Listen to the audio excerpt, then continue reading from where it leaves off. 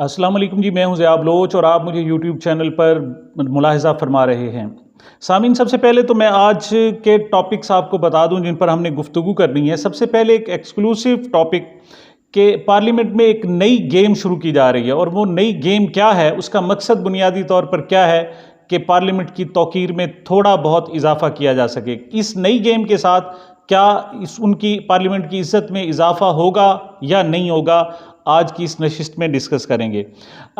ड्रामाई तौर पर यास्मीन राशिद को भी बरी कर दिया गया है। ये कल ऐसे ही हुआ है जैसे कल चौधरी परवेज़ इलाही के साथ हुआ था, और उन्हें पहली नशिस्त में ही, पहली हेयरिंग में ही तमाम बड़े बड़े इल्ज़ामात से बरी कर दिया गया था। यही सूरत हाल यास्मीन राशिद साहिबा के साथ भी हुई है, लेकिन उनको अभी तक रिहा नहीं किया गया। आगे क्या बनना है सूरत हाल।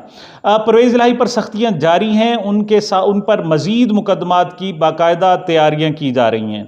एक अहम तरीन सवाल आज का ये भी है कि PTI की ये सारी इमारत तो ढेर हो गई, आखिर इस पर नया महल कौन सा बनेगा, कब तक बनेगा, दरमियान में कितना टाइम होगा, और वो किस किस्म की इमारत होगी।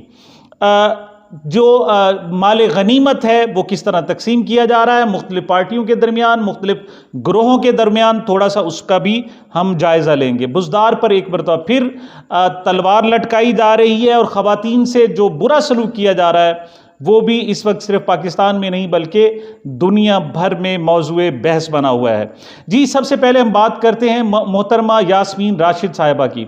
गुज़श्ता रोज़ एक ड्रामाई अंदाज में चौधरी परवेज़ इलाही को रिहा कर दिया गया था। क्यों? जब उनको गिरफ्तार किया गया तो कहा गया कि उन पर 2 अरब रुपए करप्शन के इल्ज़ामात हैं। इस हवाले से वफाकी वज़ीर दाखिला राना सनाउल्लाह साहब ने एक ख़ास गुफ्तगू की थी। उन्होंने कहा था कि ये जो चौधरी परवेज़ इलाही पर मुकदमात हैं, ये पार्टी छुड़ाने वाले मुकदमात नहीं हैं। गोया वफाकी वज़ीर दाखिला खुद इस बात का इतराफ़ कर रहे थे कि पाकिस्तान में 2 किस्म के मुकदमात बन रहे हैं। एक वो हैं जो हकीकी मुकदमात हैं, और दूसरे वो हैं जिनका मकसद लोगों को PTI से दूर करना है और उनको PTI छुड़ाना है। तो उन्होंने मुंह से अपनी ये बात कह दी कि ये वो वाला मुकदमा नहीं है। लेकिन ये मुकदमा जब अदालत में आया तो जुडिशल मजिस्ट्रेट गुलाम मुर्तज़ा ने पहली ही हेयरिंग में उनको डिस्चार्ज कर दिया और मुकदमे से बरी कर दिया। आज भी कोई ऐसी ही सूरत हाल डॉक्टर यास्मीन राशिद साहिबा के साथ पेश आई। डॉक्टर यास्मीन राशिद साहिबा कैंसर की पेशेंट हैं, कैंसर सर्वाइवल हैं, और इसके अलावा 84 साल उनकी उम्र है। उन्होंने सारी ज़िंदगी तिब के शोबे में गुजारी है, प्रोफेसर हैं, वो हेड ऑफ़ द डिपार्टमेंट रही हैं, मुख्तलिफ ज़िम्मेदारियाँ अदा करती रही हैं, और फिर आखिर में, उम्र के आखिर में उन्हें वतन की खिदमत और वतन की मोहब्बत का जज्बा उन पर सवार हुआ, और वो कारज़ार सियासत में आई, और अब 84 साल की उम्र में वो पाबंदे सलासल हैं। अगरचे उन्होंने कहा था कि मैं कभी भी प्रेस कॉन्फ्रेंस नहीं करूंगी, मैं जेल में गल सड़ मर जाऊंगी, लेकिन मैं प्रेस कॉन्फ्रेंस नहीं करूंगी। और उनके जो अज़ाइम बता रहे थे वो भी ऐसे ही थे। वो शोर नहीं कर रही थी, वो बहुत ज़्यादा एहतजाज नहीं कर रही थी, बल्कि उनके जो चेहरे पर तमानियत थी, चेहरे पर एक जो उनकी आसूदगी थी, वो ये थी कि वो शायद हुकूमत का मुंह चढ़ा रही थी। गुज़श्ता रोज़ उनको जिना हाउस हमले के हवाले से अदालत में पेश किया गया। पुलिस ने उनको प्रोड्यूस किया, वहाँ अदालत में पेश किया, और उस पर वकला ने जब दलाइल दिए तो ये अजीब सी दहशतगर्द थी, जो 84 साल की उम्र की दहशतगर्द थी। उसके हाथ में कुछ नहीं था, वो चलने फिरने से कासिर थी, वो मीडिया का सामना कर रही थी, वो पाकिस्तान के पुलिस वालों को अपना बेटा बेटा कह रही थी, और जो उनके अपने लोग थे उनको भी कह रही थी कि ये पाकिस्तान की मालियत है, पाकिस्तान की मलकियत, अमलाक हैं, इनको किसी तौर पर भी नुकसान ना पहुंचाया जाए।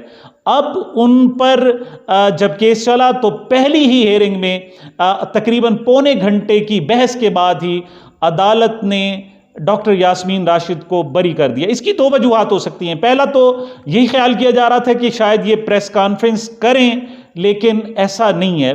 डॉक्टर यास्मीन राशिद साहिबा प्रेस कॉन्फ्रेंस करने नहीं जा रही हैं, लेकिन इस वक्त पूरी दुनिया की तरफ से एक ज़बरदस्त किस्म का दबाव पैदा हो गया है حکومت پر کہ حکومت خواتین کے ساتھ بہت برا سلوک کر رہی ہے، ان کی جو 84 سالہ خواتین ہیں ان کو بھی پابند سلاسل کیا گیا ہے۔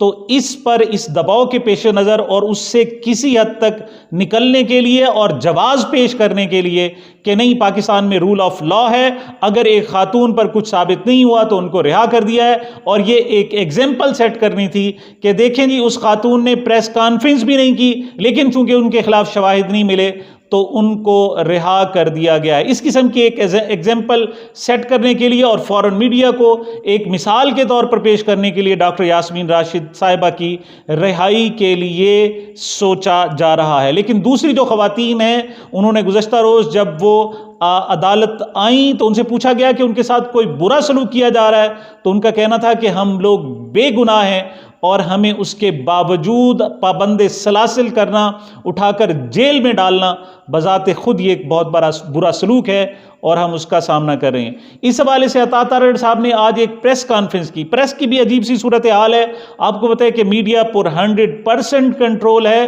اب عمران خان کا نام لینا تو بہت دور کی بات تھی، اب انہیں قاسم کے ابا کہہ کر بھی نہیں پکارا جا سکتا اور وہاں ان پر نام لینا بین کر دیا گیا ہے۔ ایسے میں جناب ان کو البتہ جو گالیاں دی جا رہی ہیں عمران خان صاحب کو وہ بڑے تم تراک کے ساتھ بڑے ہی اچھے انداز میں وہ پیش کی جا رہی ہیں اور بار بار ریپیٹ ٹیلی کاسٹ کی جا رہی ہیں۔ عطا تارڑ صاحب نے ایک پریس کانفرنس کی، ان کا کہنا یہ تھا کہ یہ جو دہشت گرد ہوتے ہیں ان کا کوئی مذہب نہیں ہوتا، کوئی رنگ نہیں ہوتا، کوئی نسل نہیں ہوتی، کوئی تعلیم نہیں ہوتی، لیکن انہوں نے ویڈیوز چلوائیں اور دہشت گرد پیش کیے تو وہ دہشت گرد تھے جو پیدل تھے، جنہوں نے ہاتھ میں کچھ چھوٹی چھوٹی چھڑیاں اٹھائی ہوئی تھیں، منہ پر ماسک لگائے ہوئے تھے، جو پاکستان زندہ باد کے نعرے لگا رہے تھے، جو عمران خان کے زندہ باد کے نعرے لگا رہے تھے۔ اب ان کو دہشت گرد ثابت کیا جانا ہے۔ ایسے میں ثابت کرنا بہت مشکل ہو رہا ہے۔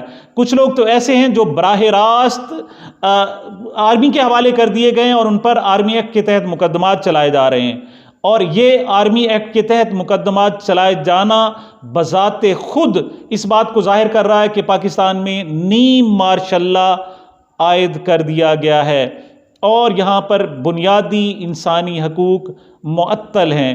یہاں پر عدلیہ اگر جائزہ لے بھی صحیح، اگر کسی کو پہلے کیس میں پہلی پیشی میں ڈسچارج بھی کر دے تو اس کے خلاف اگلے دن 2 مقدمات بنا دیے جاتے ہیں۔ ایسی صورتحال چودھری پرویز الہی صاحب کے ساتھ ہوئی کہ گزشتہ روز ایک مقدمہ، اگرچہ ان پر 8-10 مقدمات ہیں لیکن ان کی صرف ایک مقدمے میں گرفتاری ڈالی گئی تھی۔ مقصد صرف یہی تھا کہ اگر وہ رہا ہو جاتی ہیں، ان کو کوئی ریلیف ملتا ہے تو دوسرے مقدمات میں ان کو گرفتاری ڈالی جائے گی، لیکن پہلے ہی مقدمات میں ان کو جب ڈسچارج کر دیا گیا تو انہیں فوری طور پر 2 مزید مقدمات میں گرفتاری ڈالنا پڑی۔ آج بھی جب ان کو پیش کیا گیا تو احتیاطاً ایک کی بجائے 2 مقدمات ان میں گرفتاری ڈالی گئی، اور مقصد یہ تھا کہ اگر ایک میں انہیں رہائی مل بھی جائے تو دوسرا برقرار رہے اور ان میں ان کی جو گرفتاری ہے وہ ویلڈ رہے۔ ان کا ابھی تک امتحان ختم نہیں ہوا اور بظاہر وہ ابھی تک پریس کانفرنس کرتے بھی نظر نہیں آتے۔ چودھری پرویز الہی نے آج اپنے وکلاء سے اور کمرہ عدالت میں گفتگو کرتے ہوئے کہا کہ ان کو ایک انتہائی گندے کمرے میں رات کو رکھا گیا۔ ان کا کہنا تھا کہ ان کو دوائیں نہیں دی گئیں، وہ ساری رات ان سے کہتے رہے کہ میری جو دوائیں ہیں مجھے دیں، وہ نہیں دی گئیں۔ اسی طریقے سے ان کا یہ بھی الزام تھا کہ انہیں باتھ روم بھی نہیں جانے دیا، اور ان کا کہنا تھا کہ صبح کو میرے بہت زیادہ شور شرابے کرنے پر میری زندگی بچانے والی جو اسینشل میڈیسنز ہیں ان کو انہیں دیا گیا۔ اب سوال پیدا ہوتا ہے کہ پی ٹی آئی کو تو ڈھیر کر دی گئی، جو نئی عمارت بنے گی وہ کس طرح کی ہوگی، اور حکومت کے پاس اور اسٹیبلشمنٹ کے بعد کتنا ٹائم ہے کہ نئی عمارت بنا دی جائے۔ اس حوالے سے پی ٹی آئی تقریباً ڈھیر ہو چکی ہے، لیکن 5 بڑے بڑے گروپ موجود ہیں۔ پیپلز پارٹی، نون لیگ، کاف لیگ اپنا اپنا حصہ وصول کرنا چاہتے ہیں، لیکن 7 ترین گروپ بھی موجود ہیں، اور پی ٹی آئی کے جو سابق ارکان ہیں وہ بھی اس پرانی عمارت میں سے ایک نئی عمارت کشید کرنا چاہتے ہیں۔ لیکن سوال یہ ہے کہ یہ کب تک ممکن ہو سکے گا؟ ایک عمارت کو ڈھانا بہت آسان ہوتا ہے، اور یہ 3 مئی سے 3 جون کے درمیان اگر دیکھا جائے تو 3 مئی کو جو پارٹی تحریک انصاف سب سے مقبول ترین جماعت تھی اور اپنے ارکان اسمبلی میں اپنے امیدواروں میں پارٹی ٹکٹ تقسیم کر رہی تھی، آج وہ تقریباً تتر بتر ہو چکی ہے۔ لیکن کہا یہ جا رہا ہے کہ عمران خان صاحب کا مقبولیت اور ان کا ووٹ بینک ابھی تک انٹیکٹ ہے، اس کو بہت زیادہ ڈیمیج نہیں ڈالا گیا۔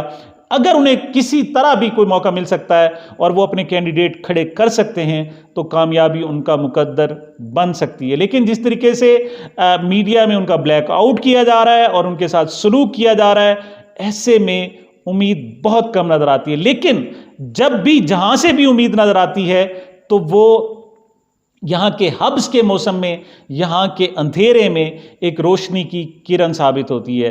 ایسے میں اگر کوئی عدلیہ کی طرف سے فیصلہ آ جائے، کوئی میڈیا کی طرف سے کوئی ہلکی پھلکی بات ہو جائے، یہاں تک کہ آسٹریلیا کی پارلیمنٹ میں کوئی ان کے حق میں ہلکی سی آواز اٹھا دی جائے اور وہاں مطالبہ کیا جائے کہ جو لوگ وہاں جمہوریت کو پامال کر رہے ہیں ان پر پابندی لگائی جائے، یا اقوام متحدہ کی طرف سے یا کوئی یورپی پارلیمنٹ کی طرف سے اگر کوئی جملہ آ جاتا ہے کہ یہاں انسانوں کو غلام بنا کر، قید بنا کر رکھا جا رہا ہے، تو ایسے میں یہاں کے لوگ امید کی نظروں سے امید قائم کر لیتے ہیں اور انہیں نئی صبح نظر آنے لگتی ہے۔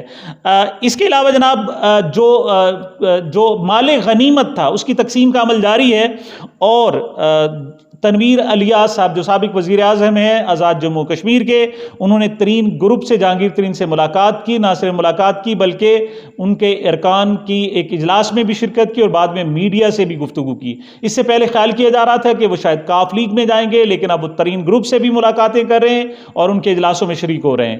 تو انہوں نے دعویٰ کیا ہے کہ انہیں 70 سابق ارکان اسمبلی کی حمایت حاصل ہو چکی ہے اور یہ 70 پرندے ان کی جھولی میں ڈالے جا چکے ہیں۔ دوسری طرف کاف لیگ بھی بہت پر امید ہے اور پیپلز پارٹی بھی بہت پر امید ہے کہ ان کو بھی اچھا خاصا حصہ ملے گا۔ اگر اس میں حصہ نہیں مل رہا تو وہ ابھی تک مسلم لیگ نون کو نہیں مل رہا، جس پر مریم نواز صاحبہ، نواز شریف صاحب اور کیپٹن صفدر صاحب شاکی نظر آتے ہیں۔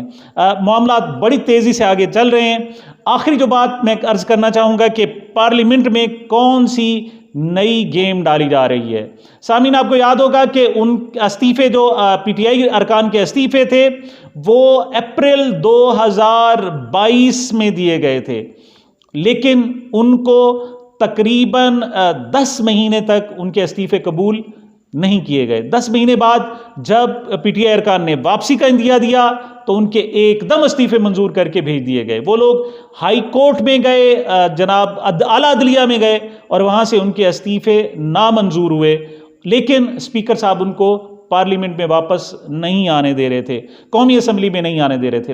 جدید تازہ ترین اطلاعات یہ ہے کہ اب وہ لوگ جو عمران خان سے لا تعلقی کا اعلان کر چکے ہیں اور باقاعدہ حلف دے چکے ہیں، ان کو واپس پارلیمنٹ میں، قومی اسمبلی میں آنے کی اجازت دی جائے گی اور وہ آ کر راجہ ریاض کو جوائن کریں گے۔ گویا جو پارلیمنٹ کی بے توقیری تھی کہ وہاں آدھی سے زائد پارلیمنٹ خالی ہے اور ان کے فیصلوں کی کوئی اہمیت نہیں ہے، تو گویا ایک نیا سٹنٹ کھیلا جائے گا اور پوری دنیا کی آنکھوں میں مرچیں ڈالی جائیں گی کہ ایسی صورتحال نہیں ہے۔ اس وقت بھی چند ارکان کو چھوڑ کر جو عمران خان کے حامی ہیں، باقی تمام کے تمام ارکان پارلیمنٹ میں موجود ہیں اور پارلیمنٹ کے فیصلے حتمی ہیں۔ تاہم دنیا اس کو کس انداز سے دیکھتی ہے اور ان کی کیا ویلیڈیشن ہوتی ہے اخلاقی طور پر اور سماجی سطح پر، یہ آنے والا وقت بتائے گا۔ دوسری طرف عمران خان صاحب ابھی تک بڑے ڈٹرمنٹ ہیں اور ان کی ڈٹرمنیشن شیئر قسم کی ڈٹرمنیشن ہے، اور وہ کہتے ہیں کہ نہیں، یہ مشکل وقت ختم ہونے والا ہے اور اچھا وقت جلد آنے والا ہے۔ یہ اب تک کی میری معروضات تھی۔ سامعین، مجھے میرے چینل کو اپنی محبتوں اور دعاؤں میں یاد رکھیے گا۔ ملتے ہیں ایک چھوٹے سے وقفے کے بعد۔